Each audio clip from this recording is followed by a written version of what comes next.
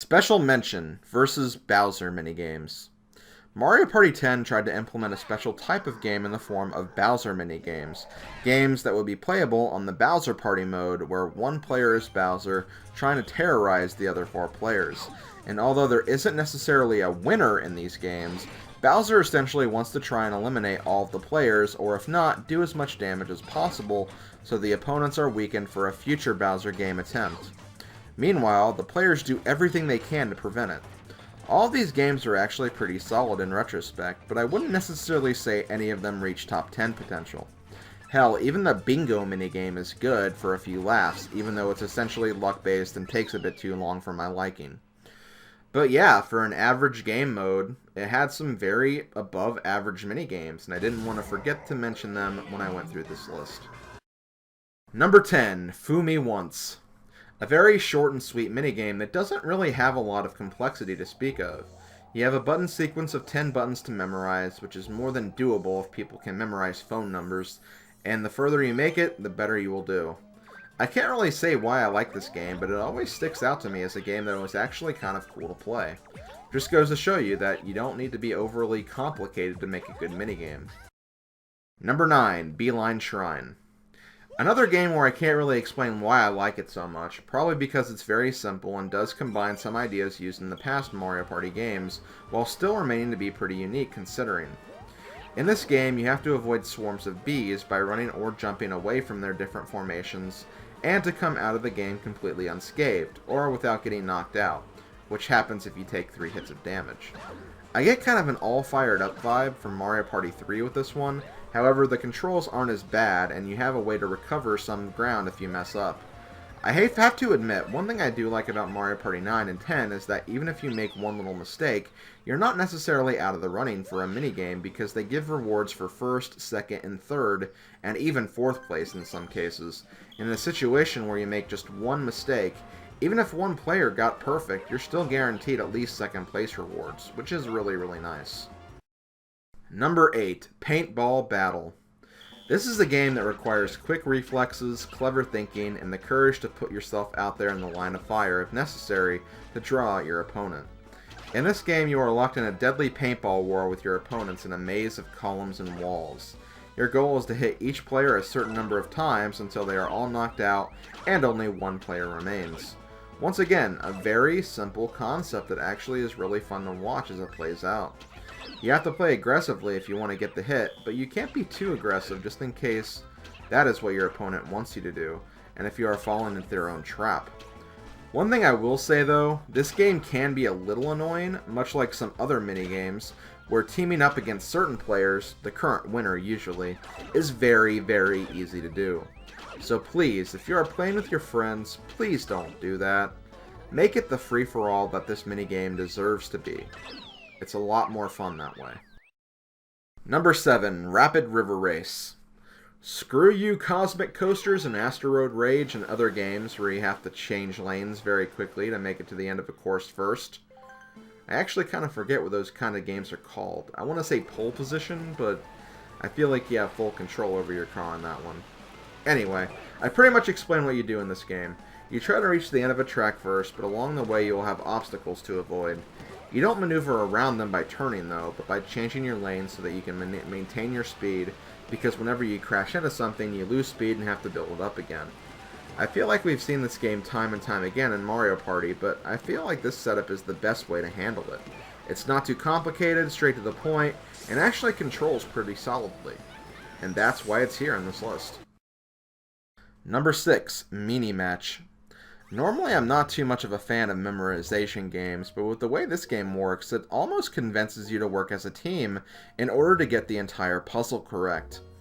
Obviously, you probably want to try and win instead, but since there is quite a bit to memorize here, it probably wouldn't hurt to work together, unless your opposition is the scum of the earth AI. Anyway, Bowser's baddies appear in all the different panels around the board. Then, they disappear into the middle section and, you guessed it, you and your opponents have to fill it in. If you make one wrong selection, you are out. It's kind of one of those games where you have to be in the right mood to play it. If you're just not feeling like you can memorize something, or if you just get an awkward pattern, it's probably not going to be a good minigame for you. But when you start getting on your serious face, it can actually be quite the epic contest of memorization. Number 5, Bob-omb Bogey. I really do miss the days of Mario Party 3 and Chip Shot Challenge, and while this game doesn't reach the epic golfing action of that minigame, it's a different type of contest that's fairly enjoyable for what it is. In this game, you have to be quick and observant if you want to take home the gold. Every few seconds, either a golf ball or a bob-omb will be dropped onto your tee, and the goal is to be fast enough to drive your ball down the fairway, while completely avoiding trying to hit the bombs. Every time you hit the ball, you'll be given points based on how fast you hit it compared to the other players, and if you hit the bomb, obviously you will lose points. I feel like they have done games like this before, but once again, with the point rewards for placing second and third respectively, they've balanced the game out a bit more for those who just can't overcome the players who have near-perfect reaction timing and reflexes. Again, it's no chip shot challenge, but it's at least something. Number 4, Balloon Blast Bash. This one is kind of a combination of a very good minigame, Balloon Burst, and a bad minigame, Balloon Busters. However, unlike Balloon Busters, which had a very stupid way of determining who won, this one was decided by, straight up, who could get the balloon closest to popping without actually popping it. So yeah, there is a bit of a luck element to this one, but I at least like the way they handled it. It puts the players with a dilemma of, should I play aggressively and try to be the person who one-ups everyone, or who tries to pass me? Or do I play it safe and try to grab second or third place points with the off chance that someone above me will screw up? I'd still rather play Balloon Burst and try to pop the balloon straight up before everyone else, but at least this one had a very unique, but still quite fun way of going about it. Number 3, Balance Ball Brawl. Seriously, what is with all the B alliteration on these lists? Anyway, here we have a game that's actually pretty unique in the world of Mario Party. At least I'm pretty sure it's unique. This little puzzle maze of paths has a number of panels that have 4 sections that light up whenever a certain player passes over it. Your goal in this game is to cross over all panels before the rest of your opponents cross all of their panels. Along the way though, you must be careful because the path is wide enough to only fit one player at a time. So if the way forward is blocked, you may have to do a bit of backtracking or rerouting to make it through the rest of the maze. This can be a bit annoying, especially when it seems like multiple players are out to get you and they block you from multiple sides, but even with that, I find that every player will probably run into that problem too, and most of the time I feel like this game actually gets pretty competitively close a lot of the time as well. For me, this game gets points for being unique and original, fun and competitive, and for overall just being a good minigame to play. Number 2, Cheep Cheep Leap. I've given a lot of positive nods to minigames in the past for utilizing platforming mechanics and in general Mario gameplay references and elements. I don't feel like Mario Party has to do this because it's a much different type of game than the Mario platforming games, but a reference or nod every now and then can actually be very enjoyable. And one game that really kind of made me smile was this game, Cheep Cheep Leap. Every player in this game is given a Starman to be used to knock out as many Cheep Cheeps as possible in the time limit. It's very apparent that the winner will be the one who gets the most points. How do you go about doing this is really up to your discretion. Do you fight your opponents to take away their targets, or do you play it cool and try to rack up your own kills away from the action? It's really up to you. You can also jump on other players to get an added boost of height, usually to get Cheep Cheeps who are a bit more out of reach than others.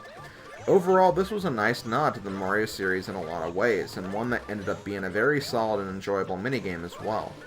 However, this one had a very close competition from another that pretty much did the same type of thing, but probably on a much larger scale. Let's see what it was. Number 1, Fuzzy Fliers. I started doing my Mario Party rankings before my Mario Party 10 playthrough, and while I was doing my playthrough of the game, this was a minigame I knew was either going to be very high on my list or my number 1. Fast forward a few months, and sure enough, it was the latter. In Fuzzy Fliers, all players get into a Lakitu Cloud and float up to the top of the tower. However, in true Lakitu Cloud fashion, the cloud is a timer that will count down to 0 when it starts to dissipate and fade away. To prevent this, you need to increase the timer on your cloud by touching another free cloud. Clouds will appear during your ascent a couple of times, so you need to be fast in making sure that your opponents don't grab the cloud, and will then fall out of the sky when their timer reaches 0. You also have to be careful though, because you also need to avoid fuzzies that, when touched by them, will decrease your timer. The winner is whoever survives the longest on this ascent, or in other terms, who has gathered the most amount of time in their favor. I like this game because it's a very clear Mario reference, it's very fun, it's very competitive, and overall, it's just a very unique experience as well.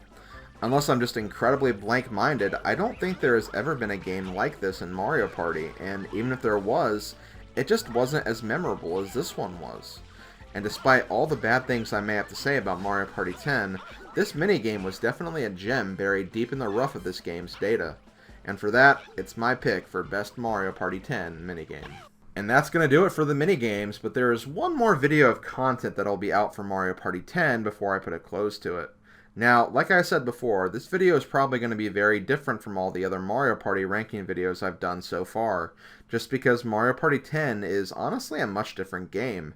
And because of that, I can't really use the same criteria I've been using from other Mario Party games. Regardless, you'll find out in that video what else I have to say about Mario Party 10. See you guys when that video goes up a little bit later today.